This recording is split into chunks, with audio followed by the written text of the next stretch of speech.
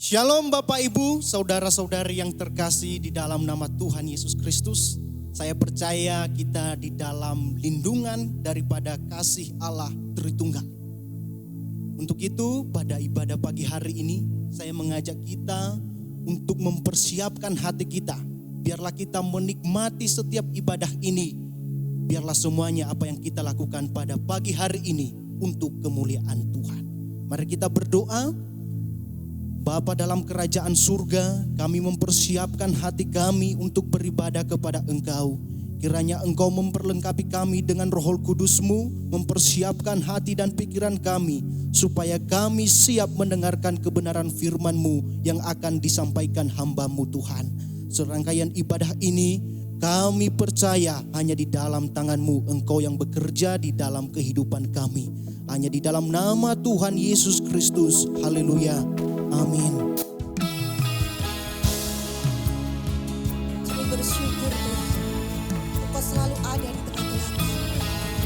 Terima kasih Tuhan.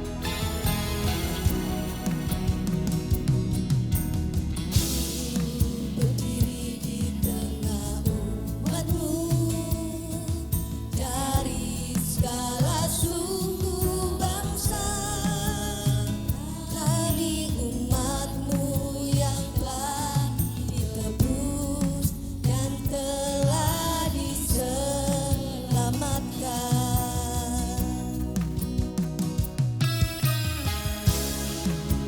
Haleluya. Kau luar biasa dahsyat-Mu.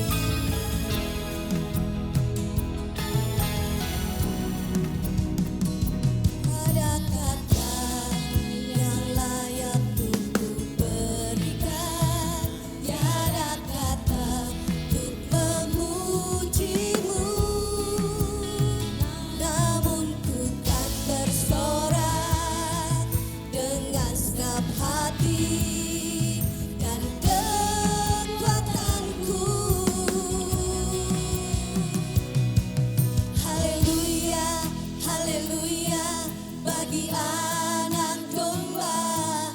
Haleluya, haleluya darah-Mu meneguhkan setiap lidah, suku bangsa, semua makhluk dan pulau. Berikan glory, berikan hormat, beri pujian bagi anak domba.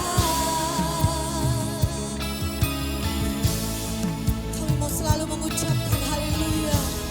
Segala pujian, segala hormat untuk-Mu Tuhan. Ku berdiri di tengah umat-Mu, dari segala suku bangsa. Kami umat-Mu yang telah ditebus dan telah diselamatkan. Tiada kata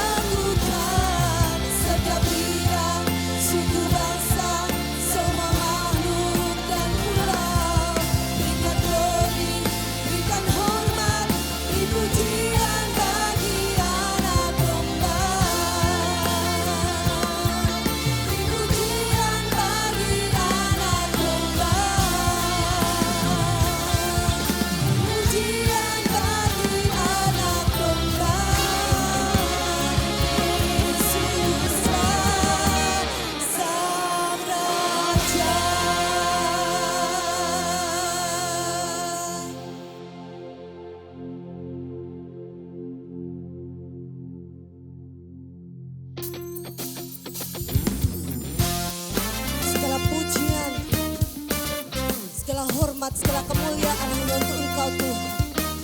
Biar setiap bumi memuji kebesaran-Mu Tuhan. Haleluya.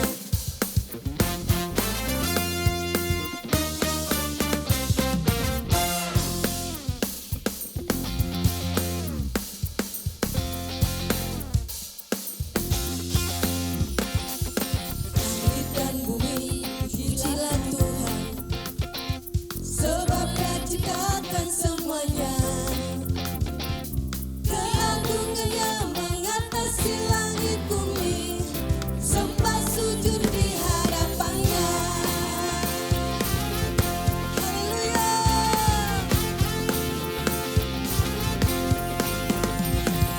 Langit dan bumi pujilah Tuhan, sebab Dia ciptakan semuanya. Keagungannya mengatasi langit bumi, sembah sujud di hadapannya. Ku puji, ku sembah, ku puji, ku sembah Yesus Kristus Sang Penebusku. Ku puji, ku sembah, ku puji, ku sembah Yesus Tuhan dan Rajaku. Haleluya. Biar setiap umat yang memuji Tuhan. Bumi pujilah Tuhan, sebab Dia ciptakan semuanya. Keagungannya mengatasi langit bumi, sembah sujud di hadapannya. Ku puji, ku sembah, ku puji, ku sembah Yesus Kristus Sang Penebusku. Ku puji, ku sembah, ku puji, ku sembah Yesus Kristus dan Rajaku. Ku puji, ku sembah, ku puji, ku sembah Yesus Kristus Engkaulah penebusku. Ku puji, ku sembah, ku puji, ku sembah Yesus Tuhan dan Rajaku. Haleluya. Setiap mulut menyembah Engkau Tuhan, memuji kebesaran-Mu Tuhan. Haleluya. Haleluya, amin. Haleluya, amin. Haleluya, amin. Haleluya, amin. Haleluya, amin. Haleluya, amin. Haleluya, amin. Haleluya, amin. Haleluya, amin. Haleluya, amin. Haleluya, amin. Haleluya, amin. Haleluya, amin. Haleluya, amin. Haleluya, Kami bersuka karena perbuatan-Mu Tuhan. Haleluya.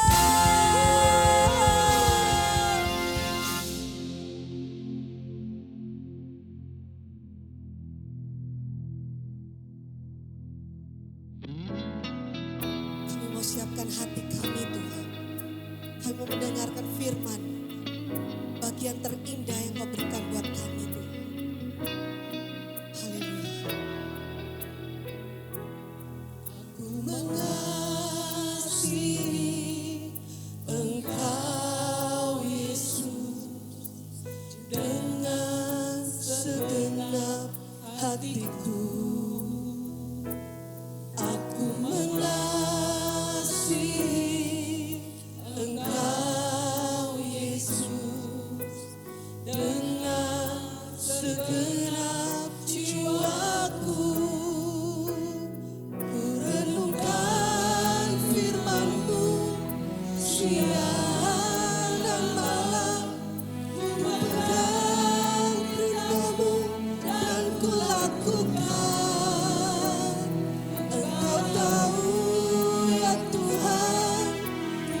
Tujuan hidupku hanyalah untuk menyenangkan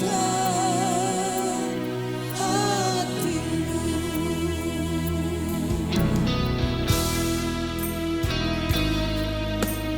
Bersyukur untuk setiap kasih-Mu yang melimpah untuk setiap kami, Tuhan.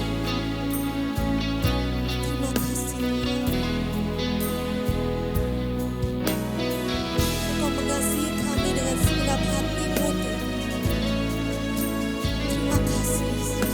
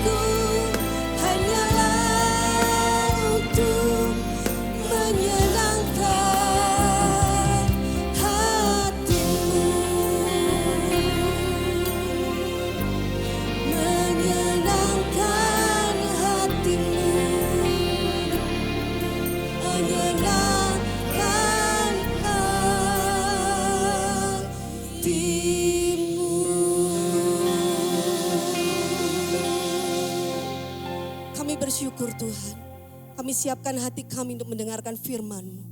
Hanya di dalam nama Yesus, haleluya. Amin. Bersama kita tundukkan kepala. Tuhan, pagi hari ini kami akan menyambut firman Tuhan sehingga kehidupan kami terus mengalami pemeliharaan daripada firman-Mu. Pakai kehidupan kami, siapapun kami yang mengambil bagian dalam pelayanan ini, diberkati Tuhan. Firman kami sampaikan ini adalah firman yang akan menguatkan kehidupan kami menghadapi situasi dan kondisi pada saat ini. Mari Tuhan, Engkau berbicara, Engkau akan menghibur, Engkau akan menguatkan, Engkau akan menyembuhkan, bahkan Engkau akan menolong kami semua. Kami sambut firman-Mu dalam nama Tuhan Yesus Kristus. Amin. Saudaraku yang kekasih, kita kembali akan mendengar firman Tuhan sebagai kelanjutan daripada firman Tuhan minggu yang lalu. Dan saat ini kami akan membaca di dalam Injil Markus pasal yang ke-6 ayat yang ke-53 sampai 56. Bagaimana perjalanan Tuhan Yesus dan murid-murid sesampainya tiba dan berlabuh di seberang, yaitu di daerah Genesaret. Di situ ada satu pekerjaan yang besar. Pada saat perjalanan, murid-murid dihadapkan dengan suatu peristiwa yang belum pernah dialami, dan peristiwa itu membuat kehidupan murid-murid ada rasa menghormati bahkan menyembah Yesus. Dialah yang menolong dalam segala perkara.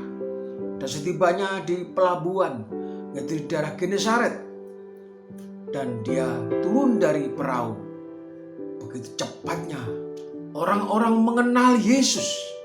Ini yang penting, mengenal Yesus. Mereka berusaha datang untuk dekat dengan Yesus, untuk mendengar Yesus, bahkan menyampaikan segala sesuatu yang dialami masyarakat di Genesaret. Coba kita baca di dalam Markus pasal yang ke-6 ayat 53. Setibanya di seberang, Yesus dan murid-muridnya mendarat di Genesaret dan berlabuh di situ. Dalam perjalanannya ditandai dengan peristiwa-peristiwa yang dahsyat. Akhirnya berlabuh ke seberang, berlabuh ke Genesaret. Apa yang terjadi, saudaraku?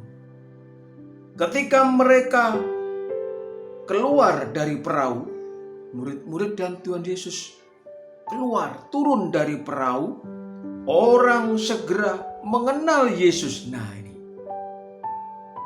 tidak asing lagi.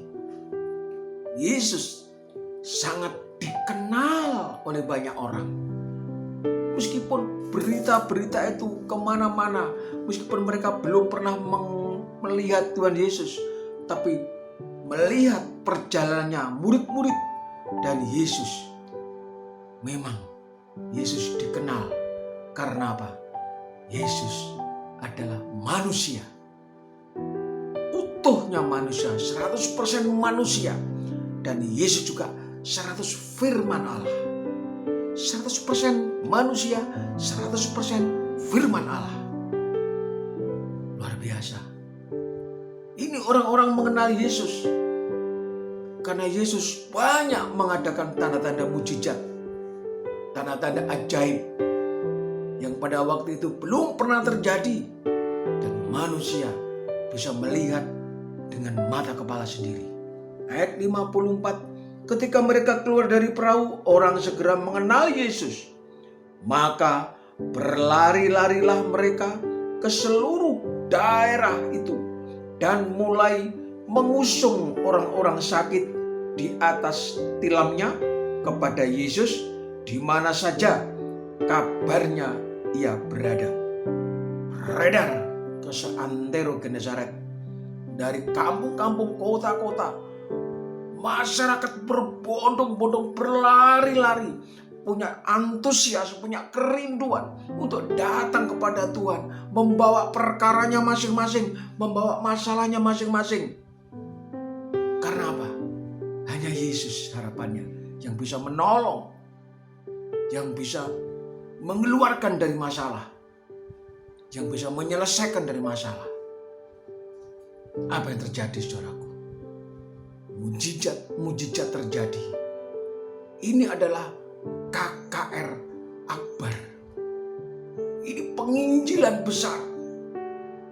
Rombongan 12 murid dengan Yesus sebagai pembicara tunggal. Dia tampil dalam keadaan kemuliaannya yang penuh dengan kuasa. Dan kuasa Yesus dinyatakan di Genesaret. Ini, saudaraku. Ayat 56. Kemanapun ia pergi, ke desa-desa, ke kota-kota, atau ke kampung-kampung, orang meletakkan orang-orang sakit di pasar dan memohon kepadanya supaya mereka diperkenankan hanya untuk menjamah jumbai jubahnya saja. Dan semua orang-orang yang menjamahnya menjadi sembuh. Keyakinan, percayanya, keyakinan imannya hanya diizinkan menjamah jumbai jubahnya saja. Terjadi mujizat kesembuhan. Dari pengenalan ini ada satu keyakinan imannya bahwa selagi kami bertemu dengan dia, aku akan menjamah jubahnya saja. Pasti sembuh. Pasti ada kelepasan. Ini keyakinan, saudara. Kalau kita tidak mengenal Yesus, ya tidak mengalami apa-apa. Percaya, mengalami. Tidak percaya, tidak akan mengalami. Saudara, Yesus dikenal. Tidak hanya dikenal, mereka ingin bersekutu dengan Yesus. Luar biasa. Dari kampung-kampung, desa-desa, kota, berapa ratus orang, berapa ribu orang, kita tidak bisa melihat berapa jumlah banyak orang pada waktu itu. Ini kegerakan kesembuhan ilahi. Kalau tadinya memberi makan 5.000 orang, belum termasuk perempuan dan anak-anak, itu kegerakan ilahi dalam perbanyakan roti, penyertaan Tuhan, pemeliharaan Tuhan, begitu luar biasa. Dan orang 5.000 orang itu, dia pulang kenyang, dia pulang dengan sukacita. Kemudian berjalan menyeberangi danau, dihantam dengan berbagai macam gelombang percobaan, dia bisa lewati itu. Saat mengalami gelombang, Tuhan katakan, tenang, jangan panik. Dan pada saat ini di Genesaret, ribuan masyarakat datang mengenal Yesus. Dia membawa orang-orang sakit, bermacam-macam segala penyakit diusung di atas tilamnya, di pasar-pasar, di kota-kota, di desa, di kampung. Mungkin berjajar banyak orang sakit. Sakit apa saja. Yesus tidak perlu menjamah. Cuman mereka yang ada kerinduan untuk menjamah Yesus. Menjamah jubah-jubahnya. Dan pertolongan terjadi. Ini saudara. Ini persekutuan dengan Tuhan. Lewat menjamah jubah-jubahnya. Jubah kemuliaan, jubah kesucian. Ditandai dengan iman yang tidak ragu-ragu. Iman yang sepenuhnya percaya pada Yesus. Terjadi mujizat. Rasul Paulus menulis juga apa yang ditulis dalam Kisah Para Rasul. Kisah Para Rasul pasal 3 ayat 16. Bagaimana murid-murid itu menghadapi masyarakat hanya menjamah Yesus, menjamah jubah-jubahnya. Dan murid-murid dipakai oleh Tuhan Yesus untuk menyembuhkan banyak orang sakit. Ini praktek murid-murid. Setelah Yesus naik ke surga, murid-murid mempraktekkan pelayanan ini. Coba kita baca Kisah Para Rasul pasal yang ketiga, ayat yang ke-16. Coba saya baca ayat 16. Dan karena kepercayaan dalam nama Yesus, ini karena percaya, kita percaya dalam nama Yesus, sakit apa saja, ini obatnya, ini yang menyembuhkan, nama yang dari sorga, dalam nama Yesus Kristus. Coba saya baca ulang. Ayat 16. Dan karena kepercayaan dalam nama Yesus, maka nama itu telah menguatkan orang yang kamu lihat dan kamu kenal ini, dan kepercayaan itu telah memberi kesembuhan. Kepercayaan ini, iman ini yang akan memberi kesembuhan. Ada yang lain. Di dunia ini tidak ada yang lain. Ya, obat-obat, segala apa yang ditemukan manusia untuk mengobati orang sakit, itu bukan obat untuk menyembuhkan, tapi obat untuk menetralkan, untuk menguatkan. Ya, karena obat-obat itu hasil dari penemuan-penemuan bahwa orang sakit ini minum ini, agak sedikit reda, bahkan bisa sembuh. Tapi sesaat saja.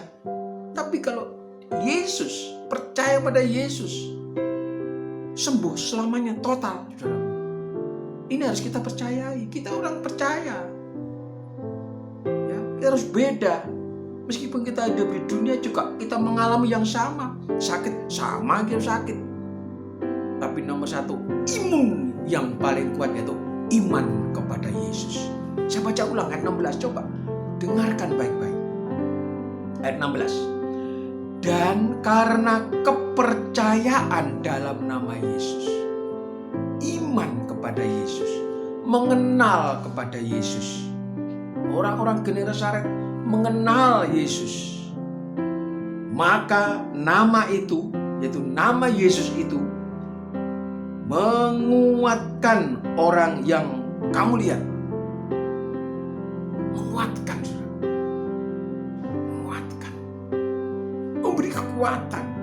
Ada kuasa Allah, ada kekuatan Allah yang tersalurkan kepada mereka, sehingga mereka saat menjamah jubah-jubahnya, di situ ada kekuatan dan kuasa Allah. Kuasa Yesus. Yesus adalah Allah sendiri, firman yang menjadi manusia. Ini ditulis. Coba saya teruskan.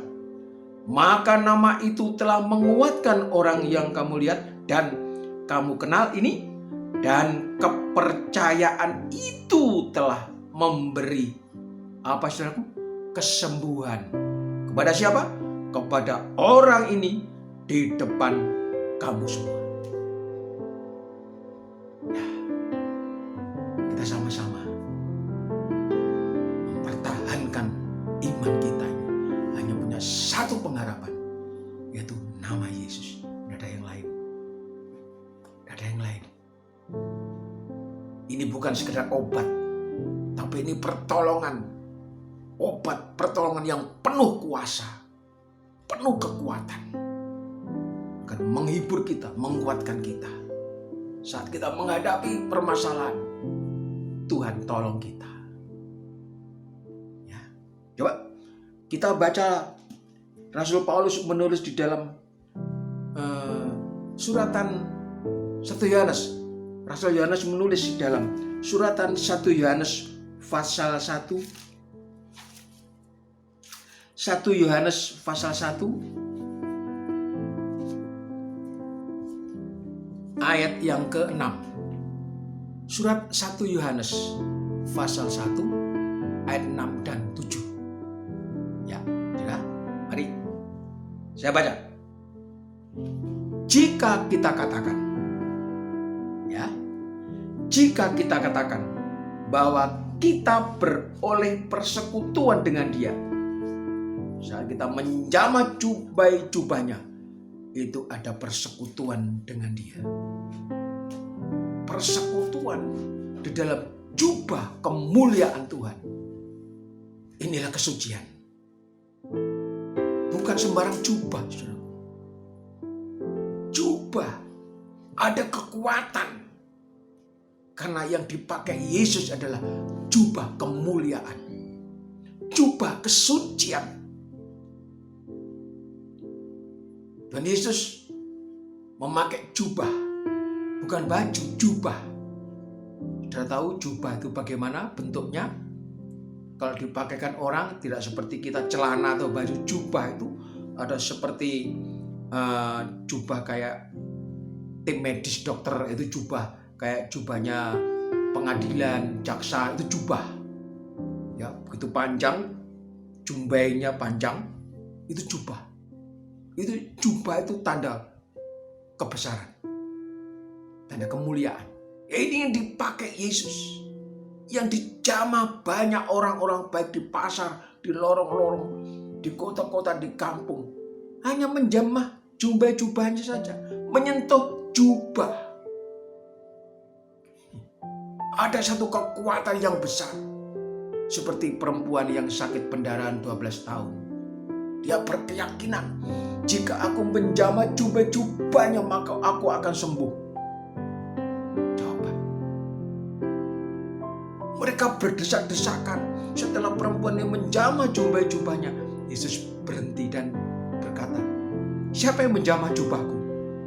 "Tuhan, orang berdesak-desakan begitu banyak." "Ya pasti Tuhan." "Enggak, ada kekuatan yang keluar daripadaku." Luar biasa. Saat jubah dijamah perempuan yang sakit pendarahan 12 tahun, ada kekuatan yang keluar dari Yesus melalui jubah yang dijamah itu. Berhenti sakit pendarahan itu. Tidak sembarang jubah.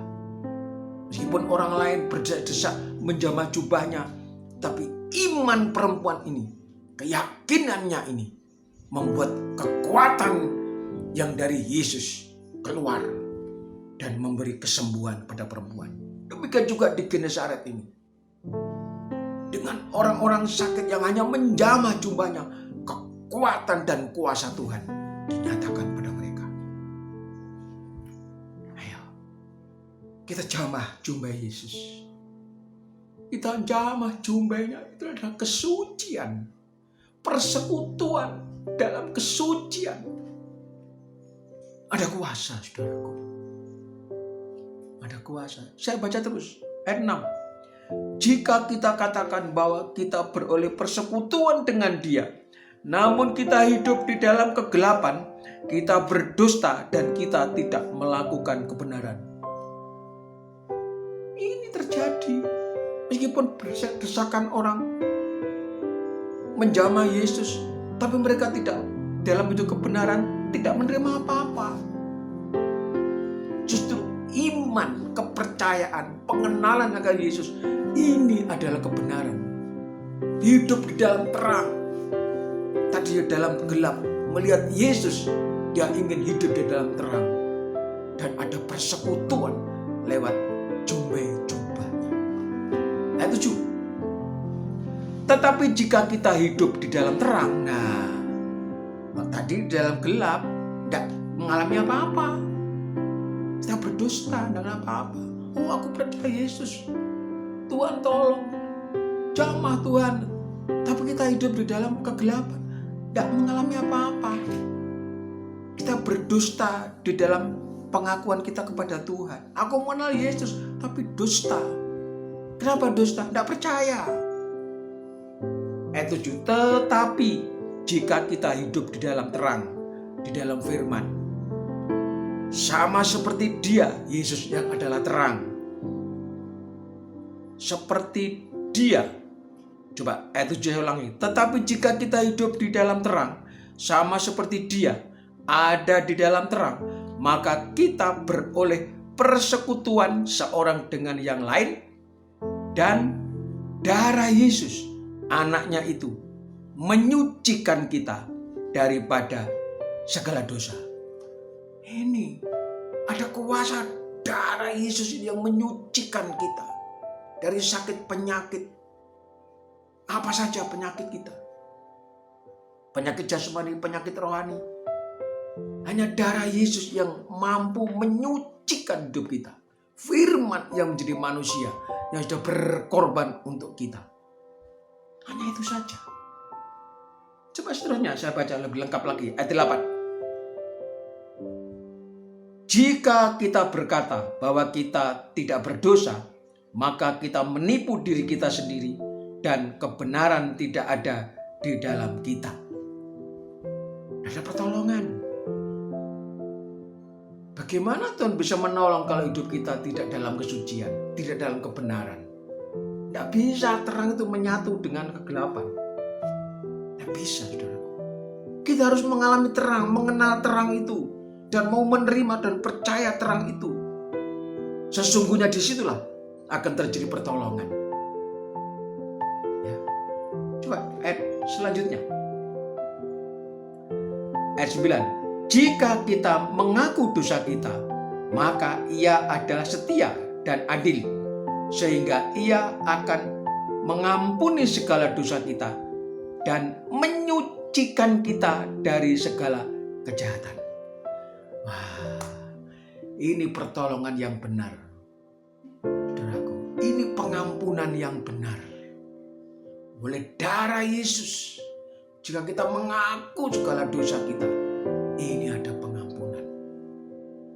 Pengampunan hanya ada dalam darah Yesus. Tidak melewati perbuatan baik, tidak melewati perbuatan manusia apa yang dianggapnya baik, tidak. Pengampunan itu hanya darah Yesus. Di luar darah Yesus tidak ada pengampunan. Sebab itu Yesus datang untuk mencari orang-orang yang berbuat dosa, supaya barang siapa percaya kepada dia diampuni dosanya. Meski kita mengalami sakit, kita mengalami penderitaan, kita mengalami kesulitan, pertolongan Tuhan itu nyata. Tinggal kita menjaga kesucian kita. Firman itu, terang itu, jangan sampai kita lalaikan. Itu kita pegang. Kan tidak ada jalan lain, hanya melalui darah Yesus. Di situ ada pengampunan.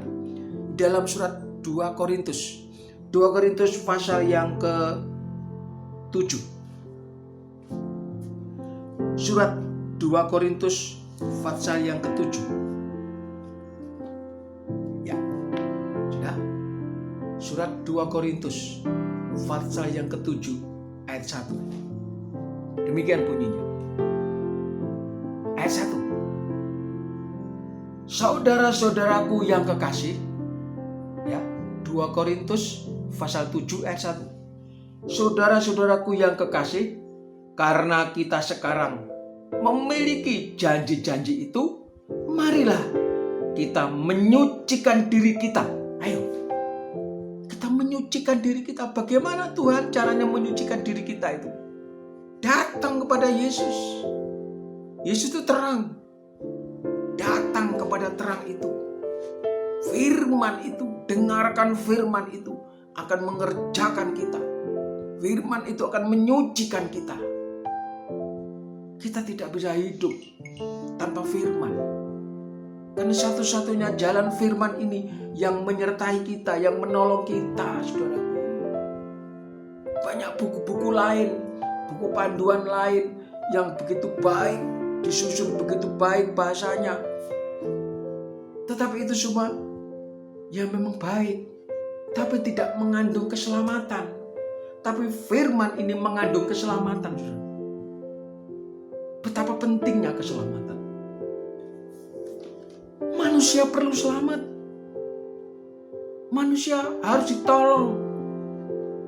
Kalau manusia tidak ditolong, manusia juga tidak akan mengalami satu hidup kekal. Sebab itu untuk menerima hidup kekal, manusia perlu ditolong. Mengenal siapa yang menolong itu. Mereka sudah bersusah payah. Yesus menolong sudah dengan tubuhnya sendiri dan darahnya sendiri. Oleh pertolongannya Yesus, oleh korban Yesus, siapa yang percaya akan menerima janji-janji Tuhan. Hanya percaya, saudaraku. Percaya dulu.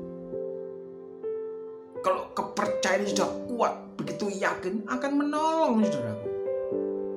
Coba, saudaraku yang kekasih, karena kita sekarang memiliki janji-janji itu, marilah kita menyucikan diri kita dari semua pencemaran jasmani dan rohani.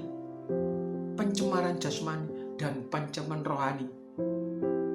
Ini yang ada dalam kehidupan kita, yang melekat. Kalau pencemaran jasmani tidak harus disucikan lebih dulu, bagaimana rohani bisa masuk? Bagaimana rohani bisa tumbuh dalam kehidupan kita? Baik yang jasmani dulu, kita mengaku salah di hadapan Tuhan. Kita jujur mengaku salah. Tuhan, saya salah Tuhan. Ampuni Tuhan. Bertobat, tidak mengulangi kembali. Ini pertobatan, ini penyucian jasmani. Karena aku mendengar firman Tuhan, maka aku tertempelak dan aku merasa aku bersalah. Sekarang aku berlutut Tuhan, menyembah. Tuhan ampuni. Pengampunan Tuhan itu luar biasa, saudaraku. Akan kelihatan manusia itu gaya hidupnya sudah berbeda. Banyak melakukan rendah hati, lemah lembut, panjang sabar. Tidak dulu seperti orang yang punya temperamen, punya emosi, garang dan lain-lain. Tetapi setelah firman itu menyucikan jasmani kita, kita menjadi orang yang rendah hati dan lemah lembut. Ini pentingnya firman. Iya dan amin, saudaraku. Ya, terus saya baca. Dan dengan demikian, dengan kita mengambil sikap untuk mau dikoreksi, disucikan jasmani dan rohani kita, dan dengan demikian menyempurnakan kekudusan kita dalam takut akan siapa? Takut akan Allah. Kalau kita takut akan Allah, kita takut berbuat dosa dan tidak lagi bisa berbuat dosa lagi. Karena takut akan Allah. Karena Allah itu suci, Allah itu kudus, firman itu kudus. Sehingga firman itu kudus, mengkuduskan kehidupan kita, menyucikan manusia, jasmani dan rohani. Ini pentingnya ibadah. Sementara ini kita masih beribadah secara online ke depan. Kita juga tidak mengurangi kerinduan kita. Seberapa banyak yang bisa mengikuti ibadah online? Mungkin 5 orang, 7 orang, 10 orang, 15 orang. Yang lainnya mungkin tidak punya signal, tidak punya HP yang memorinya kuat dan sebagainya. Ayo kita ajak bergabung bersama-sama mendengar firman ini. Meskipun melalui online, berkat Tuhan sama berkat Tuhan. Ya saudaraku, ini pentingnya. Jasmani dan rohani harus mengalami penyucian yang sempurna.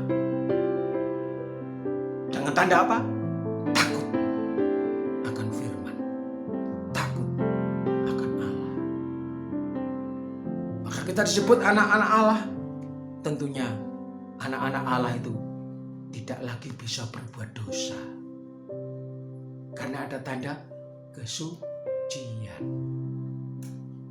1 Yohanes pasal 3. 1 Yohanes pasal 3. Ayat yang ke 1 Yohanes 3 ayat 3. Ya, ayat 3. Atau kita baca ayat 2 di atasnya. Ayat 2, 1 Yohanes 3 ayat 2. Saudara-saudaraku yang kekasih, sekarang kita adalah anak-anak Allah. Sekarang mengalami penyucian oleh darah Yesus. Maka firman mengatakan sekarang, saat ini kita adalah anak-anak Allah. Amin. Anak-anak Allah kita. Kenapa disebut anak-anak Allah? Karena anak yang percaya kepada terang, percaya kepada Yesus, mengenal Yesus seperti masyarakat orang-orang di Genesaret. Mengenal Yesus, disebut mereka anak-anak Allah. Tentunya anak-anak Allah mengalami pertolongan, mengalami kesembuhan. Dan tampil beda. Kalau dulunya sebelum Yesus datang ke generasi, mereka dicekam dengan penyakit, dengan penderitaan. Begitu Yesus datang, mereka mengenal. Mereka datang sendiri, mengusung. Yang lainnya tidak bisa datang, diusung, dibopong, mungkin ditandu, diletakkan. Di mana Yesus lewat dan orang sakit itu diizinkan menjamah jubahnya. Berapa ribu orang ini yang bisa sembuh, mengalami kesembuhan. Dikatakan di desa-desa, di kampung-kampung, bayangkan saudara, masuk ke pelosok-pelosok desa, kampung-kampung, bahkan ke kota-kota. Ini kegerakan kesembuhan dan tidak bisa dibantah lagi. dunia, masyarakat melihat. Dan itu semua terjadi. Nggak ditulis di dalam Injil Markus pasal 6 itu tadi. Sampai hari ini diingat dan kita baca. Ini pun terjadi zaman sekarang ini. Kalau kita mau menjamah, jumpai Yesus. Kesucian firman yang menyucikan itu akan ditolong Tuhan. Dan pasti ditolong Tuhan. Ayat 2. Saudara-saudaraku yang kekasih, sekarang kita adalah anak-anak Allah. Tetapi belum nyata apa keadaan kita kelak.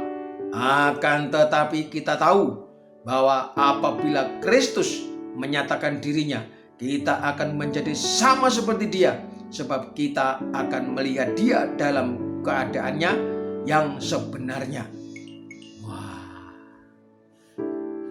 dalam keadaan sebenarnya. Kita sekarang mengalami keadaan sebenarnya, pertolongan Tuhan, janji-janji Tuhan, mujizat-mujizat Tuhan, tanda-tanda ajaib. Keadaan yang sekarang ini kita juga mengalami. Terlebih nanti Yesus datang kedua kali dalam kemuliaan. Kita akan sama nanti, saudaraku. Firman mengatakan kita akan sama, dipermuliakan bersama dengan Yesus. Ini kemuliaan abadi. Anak-anak Allah dengan Yesus, dengan firman ini sama-sama dipermuliakan nanti kelak. Ini sungguh-sungguh, saudaraku. Mana ada firman yang berbunyi seperti ini? Tidak ada. Hanya firman Tuhan ini dalam 1 Yohanes pasal 3 ayat 2 ini. Ayat 3 kita baca. Setiap orang yang menaruh pengharapan, setiap orang. Bukan semua orang, setiap orang, masing-masing pribadi. Ya, tanggung jawab pribadi, setiap orang masing-masing punya pertanggungan jawab. Setiap orang, dikatakan ayat 3, setiap orang yang menaruh pengharapan itu kepadanya menyucikan diri sama seperti Dia yang adalah suci. Nah, jangan harap nanti kita bisa mengalami kemuliaan kalau sekarang tidak mengalami penyucian dari firman. Karena firman itu suci, maka kita juga harus mengalami penyucian. Setiap hari penyucian, bukan sekali selamanya, setiap hari. Setiap kita mendengar firman Tuhan, setiap kali kita ibadah, setiap kali kita membaca firman di rumah, kita merenungkan, di situ firman itu menyucikan kita. Baca sungguh-sungguh, saudaraku. Baca firman sungguh-sungguh, resapi, pahami. Itu adalah persekutuan kita, tanda kita menjamah jubah-jubah Tuhan. Pada saat kita membaca, pertolongan terjadi. Pasti itu. Ya, tidak bisa lari kita. Saya hanya mengingatkan, saya selaku hamba Tuhan, yang bisa saya sampaikan hanya ini. Hanya kebenaran firman Tuhan. Satu-satunya manusia harus lari kepada firman, kepada Yesus, tidak ada yang lain. Seluruh muka bumi, manusia harus lari, percaya dan mengenal kepada Yesus. Ini Dia yang menyucikan manusia dari dosa. Coba ayat 3. Setiap orang yang menaruh pengharapan itu kepadanya menyucikan diri sama seperti Dia yang adalah suci. Nah, loncat ayat yang ke-7. Ayat ke-7 ya. Anak-anakku, janganlah membiarkan seorang pun menyesatkan kamu. Barang siapa yang berbuat kebenaran adalah benar, sama seperti Kristus adalah benar. Barang siapa yang tetap berbuat dosa berasal dari iblis, sebab iblis berbuat dosa dari mulanya. Untuk inilah anak Allah menyatakan dirinya, yaitu supaya Ia membinasakan perbuatan-perbuatan iblis itu. Ini saudaraku, kita berperang dengan iblis. Iblis yang tidak kelihatan. Tidak kelihatan iblis, tidak bisa dilihat oleh manusia. tapi iblis bisa melihat manusia. Oleh karena manusia tidak bisa melihat iblis, ayo lihat Yesus, pandang Yesus. Pribadi Yesus yang sudah lahir, yang sudah mati, yang sudah bangkit. Dan kita bisa membaca dalam firman Tuhan dalam Alkitab ini. Ini yang bisa kita lihat. Ini yang bisa kita rasakan. Ya, coba. Ayat 9, coba perhatikan. Setiap orang yang lahir dari Allah. Kalau kita dikatakan anak-anak Allah, berarti kita lahir dari firman. Ya, lahir dari firman. Menjadi ciptaan baru oleh karena darah Yesus. Yesus, darah Yesus itu melahirkan manusia menjadi ciptaan yang baru. Menjadi anak-anak Allah. Setiap orang yang lahir dari Allah tidak berbuat dosa lagi. Nah, stop. Berhenti. Untuk berbuat dosa tidak bisa. Kenapa? Karena lahir dari Allah. Iblis tidak berkuasa lagi. Tidak lagi mampu menjamah. Tidak lagi mampu menggoda. Tidak lagi mampu lagi menguasai manusia. Dengan perbuatan dosa-dosa yang bermacam-macam. Karena kita sudah lahir dari Allah. Firman ini yang menyucikan jasmani maupun rohani kita. Paham ya? Paham. Firman ini yang menyucikan baik jasmani maupun rohani, sehingga kita disebut anak-anak Allah yang lahir dari Allah. Siapa Allah? Firman. Siapa firman? Yesus. Sangat jelas saudaraku ini. Terus, sebab benih ilahi tetap ada di dalam dia, dalam kita, dan ia tidak dapat berbuat dosa. Dan kita tidak bisa berbuat dosa lagi.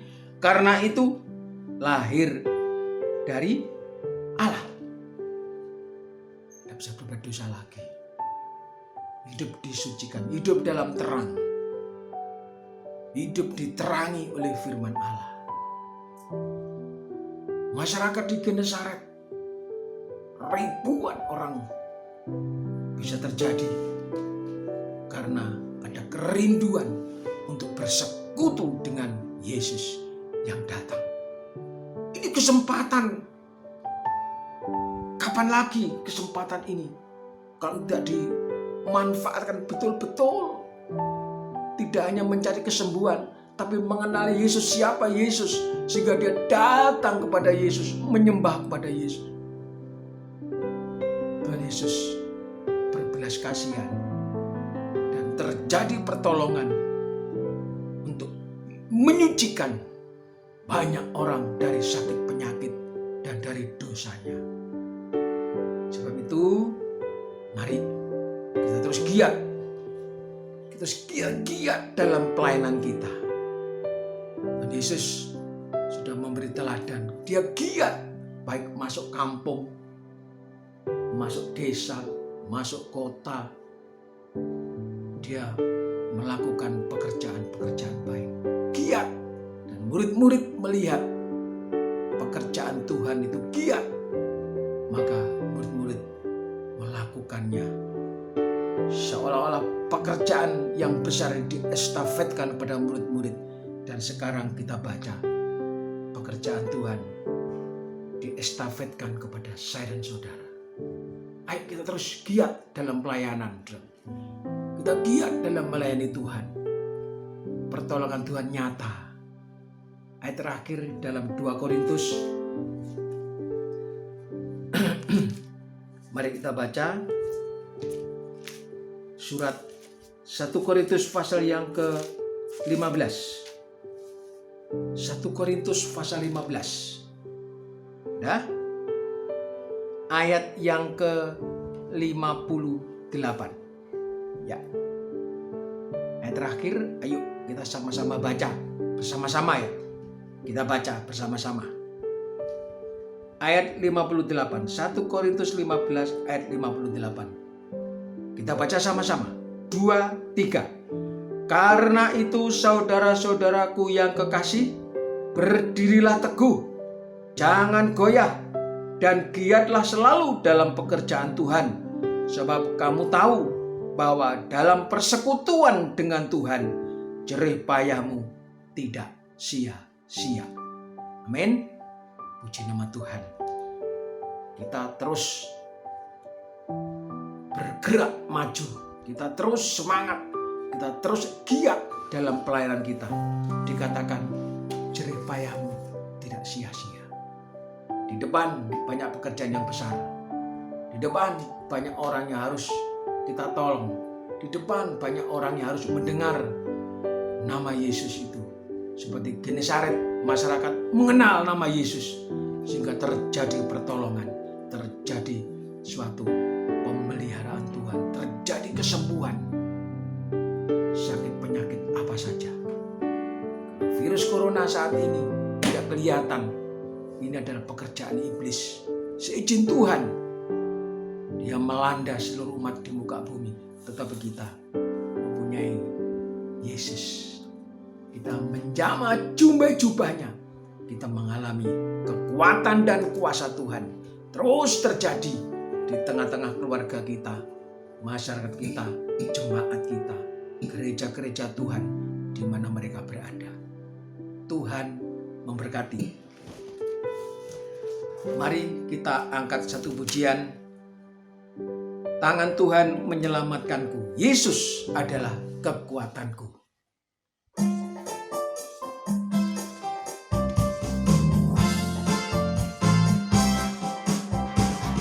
Yesus adalah kekuatanku.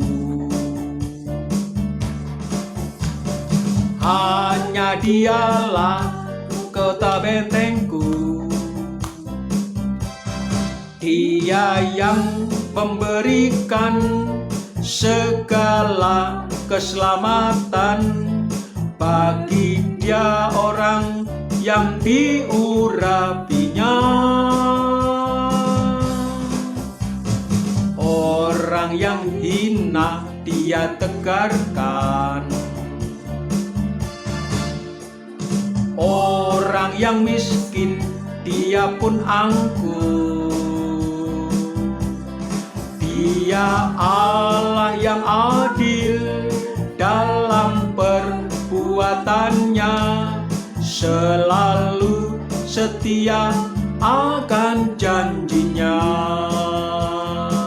Yesus rela kaya jadi miskin, agar kita semua jadi kaya.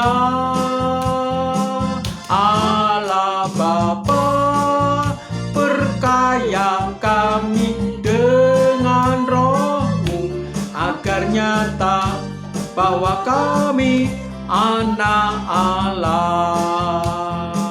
Yesus rela kaya jadi miskin, agar kita semua jadi kaya. Allah Bapa perkaya kami dengan Roh-Mu, agar nyata bahwa kami anak Allah. Agar nyata bahwa kami anak Allah. Agar nyata bahwa kami anak Allah. Benar Tuhan, Engkau telah mengangkat kami sebagai anak-anak Allah yang lahir dari firman Allah.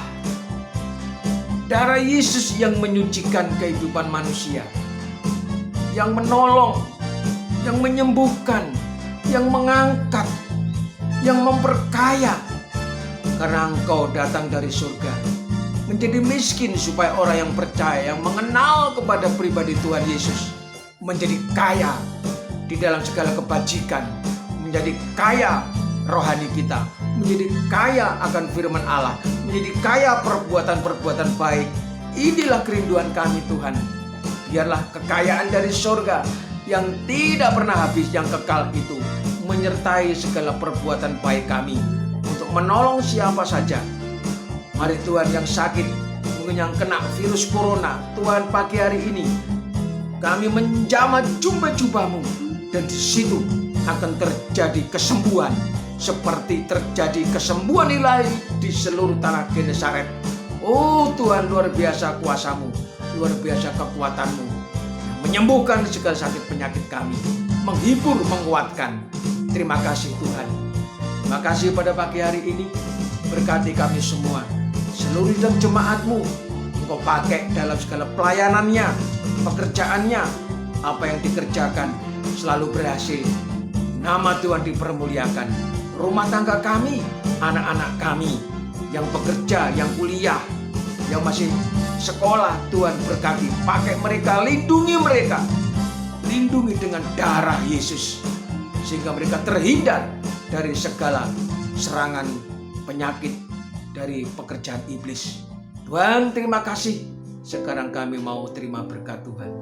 Saudara kekasihku sekalian, terimalah berkat daripada Allah Bapa, cinta kasih Putra yang tunggal, persekutuan Roh Kudus, berkat-berkat surgawi dilimpah ruahkan kepada kami sekalian, baik berkat-berkat kekuatan, berkat kekuasaan, berkat keselamatan, berkat apa saja Tuhan, yang kecil maupun besar, dilimpahkan kepada seluruh umat yang percaya. Dalam nama Yesus kami sudah berdoa dan mengucap syukur. Haleluya, amin. Anda telah mengikuti ibadah raya online GBT Shalom Nongko Jajar, Pasuruan. Persembahan dan persepuluhan dapat Anda serahkan di sekretariat gereja pada setiap hari Minggu pukul 9 sampai dengan pukul 11 waktu Indonesia Barat kepada para kolektan yang bertugas. Kiranya ibadah raya online ini membawa berkat bagi Bapak Ibu semua. Sampai bertemu di ibadah online minggu depan. Soli Deo Gloria.